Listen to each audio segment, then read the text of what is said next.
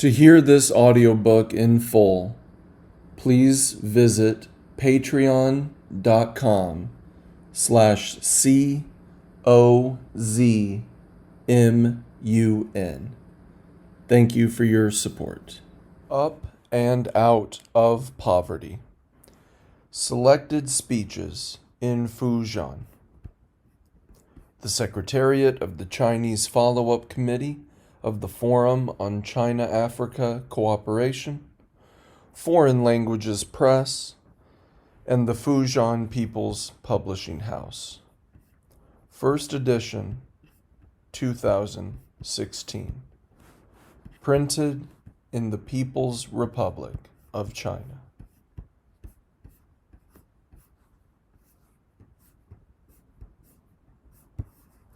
Forward. Footnote 1. The text was taken from the foreword to the Chinese edition. End of footnote 1. By Xiang Nan. Footnote 2. A native of Liancheng, Fujian Province, Xiang Nan, 1918 to 1997, worked to establish revolutionary base areas in the border regions of Fujian, Zhejiang, and Jiangxi provinces. He arrived at the Yancheng headquarters of the new Fourth Army in the spring of 1941. After the founding of the People's Republic of China in 1949, he served as secretary of the Communist Youth League of Anhui Province, secretary of the East China Bureau of the Communist Youth League, secretary of the Youth League Central Committee, the first secretary of the Fujian Provincial Party Committee, and the first political commissar of the Provincial Military Region. He served as chairman of the China Foundation for Poverty Alleviation from 1989 and later became its chief consultant. End of footnote 2. The 9 counties and cities of Ning De Prefecture constitute one of Fujian's more impoverished regions. Even though I visited all of those counties when I worked in Fujian, I always regretted not being able to help the Ning De Prefecture more than I was able to at the time. I was greatly inspired while recently reading some of the speeches and articles written by my colleague Xi Jinping while he was working in the Ning De Prefecture. I have also been fortunate enough to revisit several counties in that region lately, where I was very excited to see that the people there no longer have to worry about daily necessities. The economy is thriving, and the leadership of the Prefectural Committee of the Communist Party of China is in high spirits. All of this, to a certain extent, makes up for what I was unable to accomplish. During their nearly 2 years working in Ningde, Xi Jinping and the departments under his leadership took the lead in implementing their 4 grassroots initiatives. Footnote 3. The 4 grassroots initiatives encouraged leading officials to investigate complaints and listen to ideas at the grassroots level. to go down to the grassroots to handle official business on the spot, to work with the grassroots to conduct research and investigations, and to go down to the grassroots to publicize the party's guiding principles and policies. Xi Jinping strongly advocated for these initiatives in 1988 while he was working in Ning De Fujian Province. End of footnote 3. Their detailed inspections and informed considerations of Ning De's own characteristics and history allowed them to make proposals firmly rooted in the local situation. They thoroughly did away with the current bad leadership habits of grandiose, empty, and formulaic speech. Even though after he moved on to new posts from Ning De, there is no doubt that the good conduct Xi Jinping practiced, has been an inspiration to his successors, as what exists today comes from the past. The strongest feature of Xi Jinping's writing from this period is that it never strays from the focus of economic development. This focus has become even clearer after Deng Xiaoping's speeches given during his recent South China inspection tour. This was not always the case, however, and for quite a long time, some people had different opinions. Prefectures, counties, cities, departments, and enterprises certainly faced daunting workloads, and some people often, consciously or unconsciously, focused their attention on tasks other than economic development in order to showcase their other achievements. Some of these tasks were undoubtedly quite important, but nevertheless we still had to take economic development and not any other issue as our ultimate goal. Too many unrelated objectives will necessarily weaken the central focus of economic development.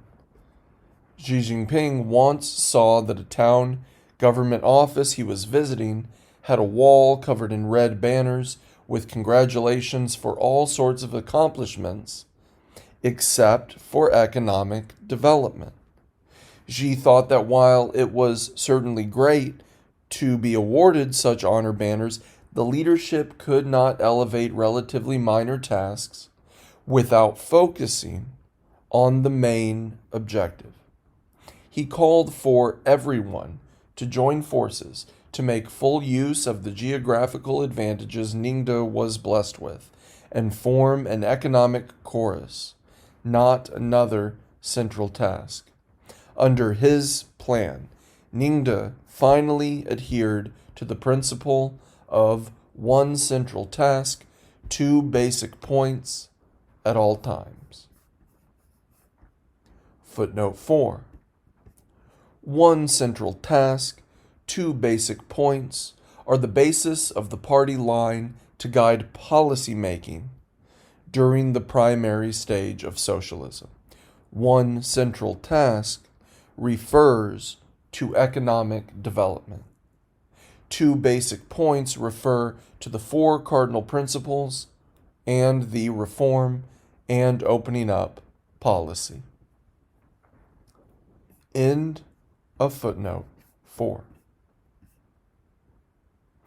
With Ning De's relative poverty in mind, Xi Jinping repeatedly called for bold reforms and opening up. Even though Ning De is somewhat economically disadvantaged, it lies in a coastal region right next to Taiwan and the Pacific Ocean, and it has one of China's few deep water ports, given these features, the fastest way to resolve the persistent problems of lack of funding and talent is to speed up reforms, open up even further, increase domestic cooperation, and absorb foreign investment. We must not shy away from using outside funds and technology to develop our own resources, including Ningde's unique marine, stone, and lumber resources. This requires greater awareness of reform and opening up among officials and better business sense. No difficulty is too great as long as we are bold enough, try new things, and act first. With bolder reforms and opening up, the economy may pick up even faster, and there will be hope for lifting the region out of poverty and creating wealth. Xi Jinping has thought deeply and carefully about many issues. He is a strong proponent of the theory of water droplets drilling through rock and letting the weak hatchling be the first to fly, to encourage people to be fearless pioneers and thoroughly do away with formalism and false appearances. He wants officials to truly keep the people in their hearts. We have always believed that poverty is not something to be feared.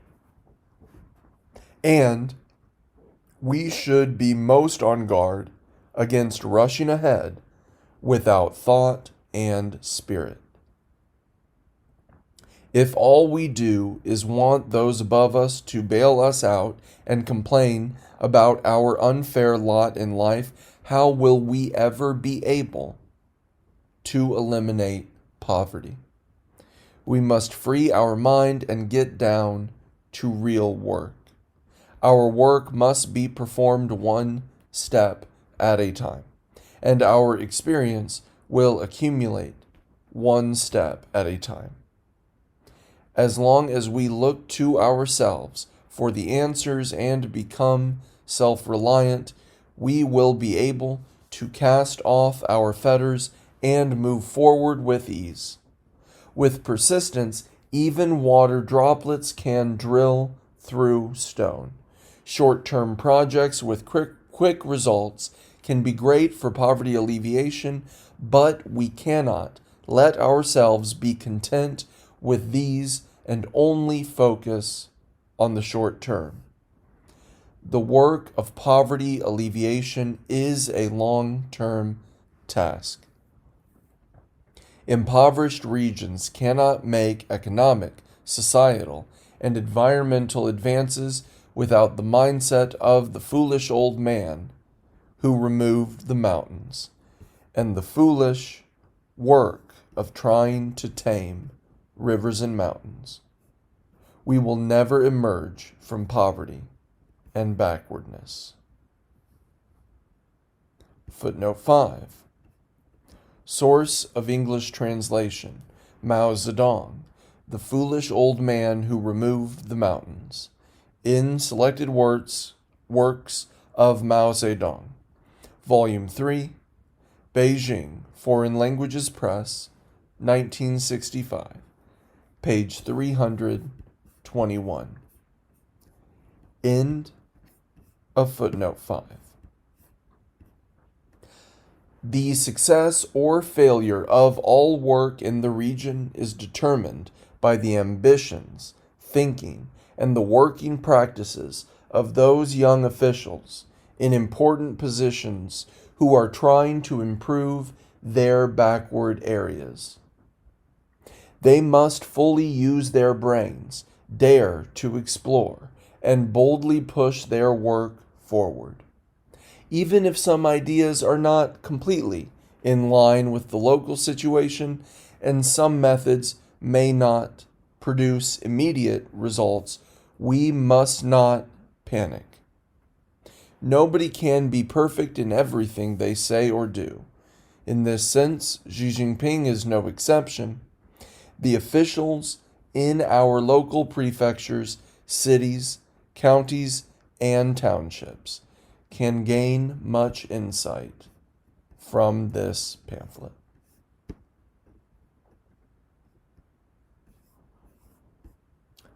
How can a weak hatchling bird be the first to fly? Thoughts from inspecting the 9 counties of Ning De, September 1988. Impoverished Ning De Prefecture is undoubtedly just a weak hatchling bird in the vast space for developing the commodity economy. I arrived in Ning De in June to take up my new post, and from early July to early August, several of my colleagues joined me in a tour of 9 counties of Ning De, as well as neighboring Wenzhou, Kangnan, and Yueqing in southern Xi Province. As we visited, contemplated, and studied, our thoughts never strayed far from this question. In developing a commodity production economy in which fish can leap at will in a boundless sea and birds can soar free beneath the limitless sky, can this hatchling bird of Ning De be the first to fly, and how can we make it so? Footnote 1. In Book 30 of A General Source for Remarks on Poetry, the Song Dynasty's Ruan Yue quoted a line from Chats on Past and Contemporary Poetry. During the reign of the Tang Dynasty, Emperor Da Li, the Buddhist monk Yuan Lan, inscribed this poem on a piece of bamboo.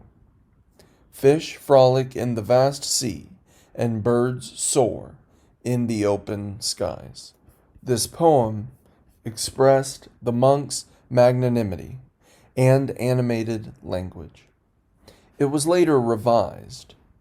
Fish can leap at will in a boundless sea, and birds can soar free beneath the limitless sky.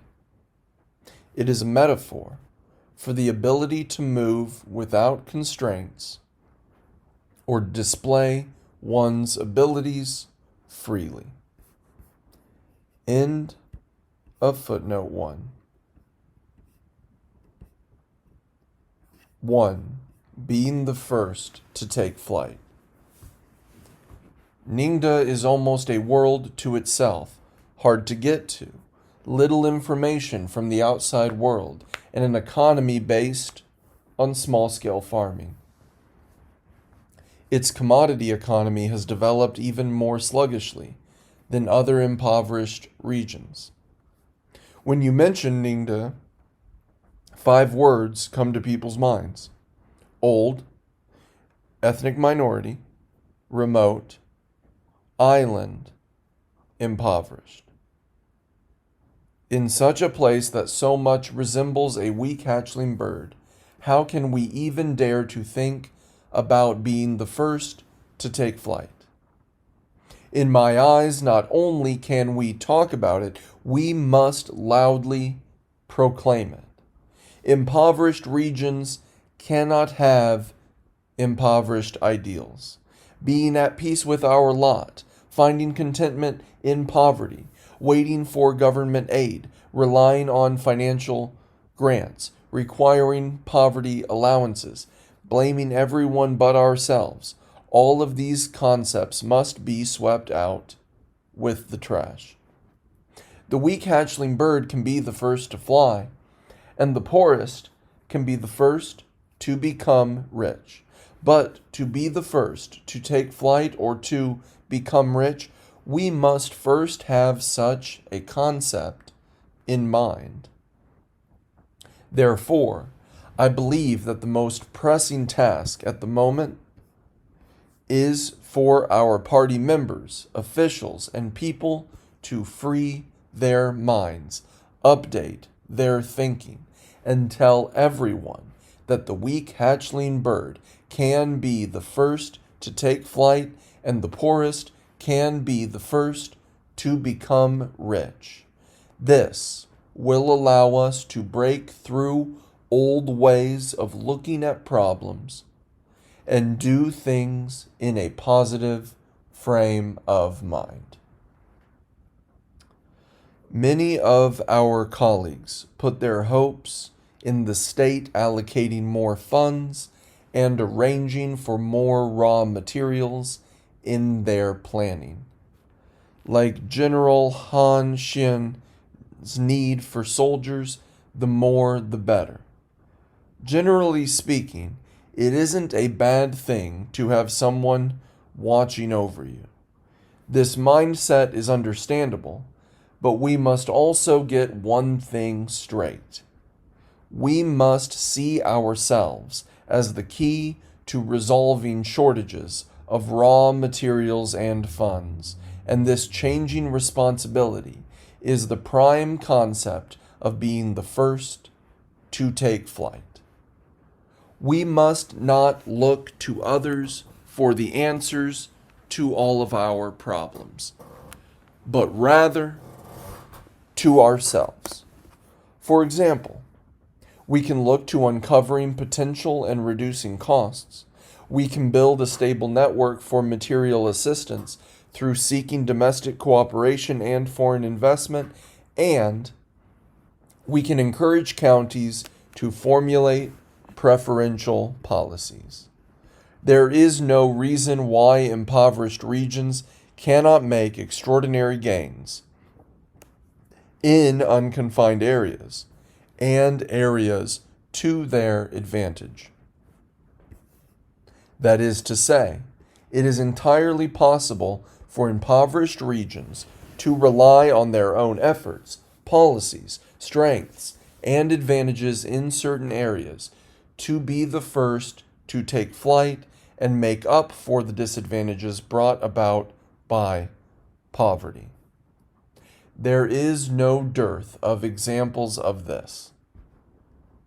While many major electronics companies in large cities and even in special economic zones suffer from excessive capacity and find it difficult to pick up their operations, our impoverished region, Xiapu, continually produces its own electronic massage devices and special medical devices for men. They are in high demand, with good reputation in China and overseas.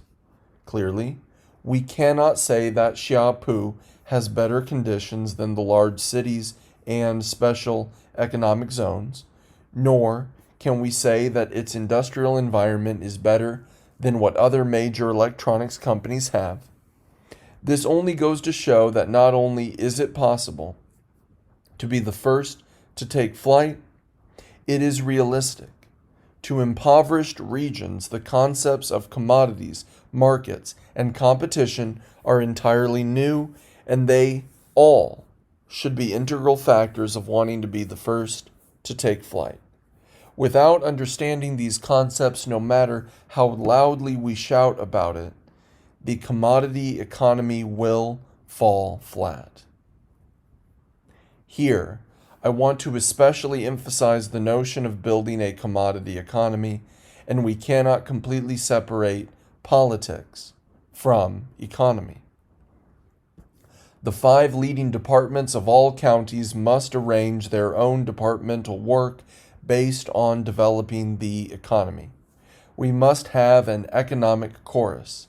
It has already been 10 years since the 3rd plenary session of the 11th CPC Central Committee made the decision to shift the focus of the party's work onto economic development.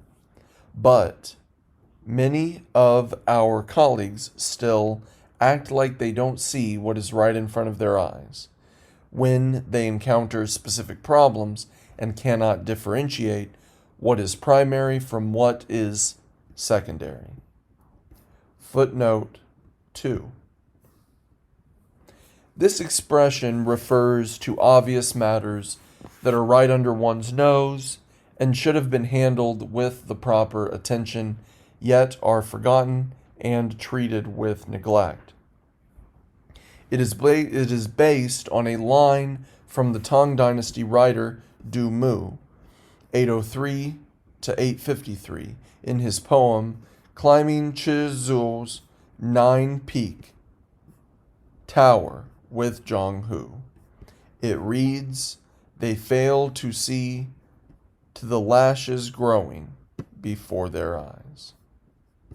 End of footnote 2. Economic development is our primary theme, and the economy cannot be developed without us bearing it in mind day and night. Many of our township colleagues said that non-economic work has taken up most of their energy, and I believe that we must quickly put a stop to this. Most of the energy and time of township officials must be spent on economic work. The coastal province of Guangdong was one of the first to open up, and it acted quickly and made brilliant achievements. The most important thing was that everyone throughout Guangdong wanted to be the first to take flight, and with such a strong desire, they were eventually able to fly.